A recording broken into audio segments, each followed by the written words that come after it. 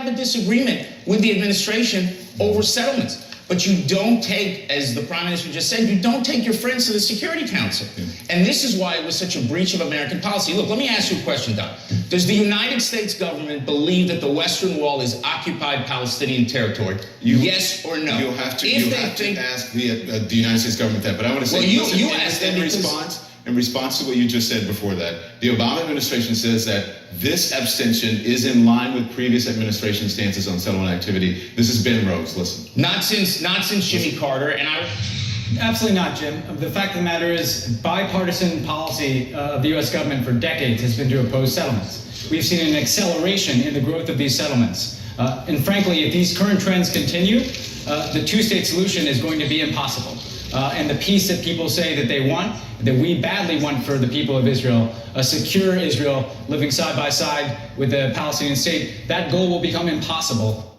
What's your response, Ambassador Dermer? The response to that is you have to separate the issue of us having a disagreement with the United States over policy with bringing something to the UN Security Council. This is totally against American policy as it was enunciated by President Barack Obama himself. I don't believe that this administration publicly will say that they think the Western Wall is occupied Palestinian territory, but they just didn't veto a resolution that says precisely that. I don't believe that this administration will say publicly that they support boycotts and sanctions against Israel, but this resolution actually encourages that. I don't think this administration will say publicly that Israel should return to the 1967 lines, but this resolution says that. I don't think that this administration will say that settlements are illegal. Do you know what? Last week, the administration pulled back from when their own spokesman misspoke at the State Department. They pulled it back and they said, no, we think settlements are illegitimate, not illegal. And there's a difference in international law. But yet they did not oppose this. This resolution was against American policy. And guess what?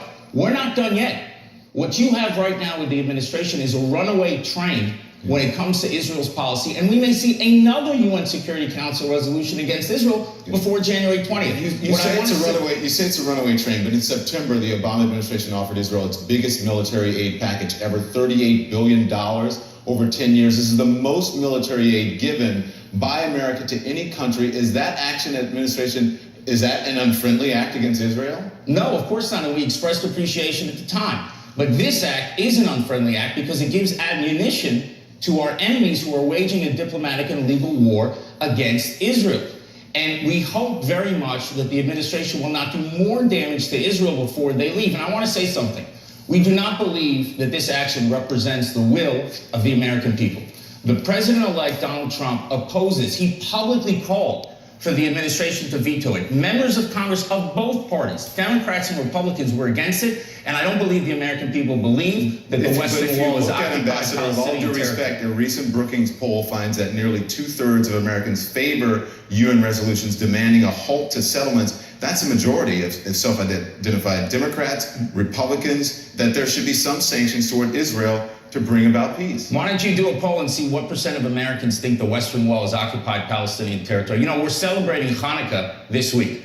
2,200 years ago, the Maccabees were lighting that menorah on the Temple Mount.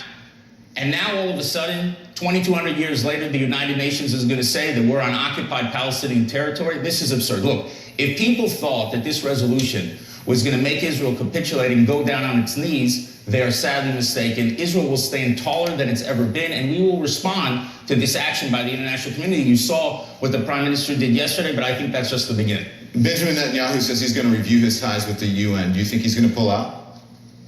No, I don't think that we're going to pull out. I think we want a seat at that table. As biased as the UN is, we are a member of the community of nations, and we will fight for our rights there. But I hope that the new administration will have a comprehensive review of policies at the UN, not just towards Israel, but also towards the United States. The UN is a cesspool of anti-Americanism and anti-Israel activity. I hope the new administration, with bipartisan support in Congress, will look at those programs and not simply give a blank check to all this anti-American and anti-Israel hostility. Ambassador Dermer, thank you. I appreciate your time.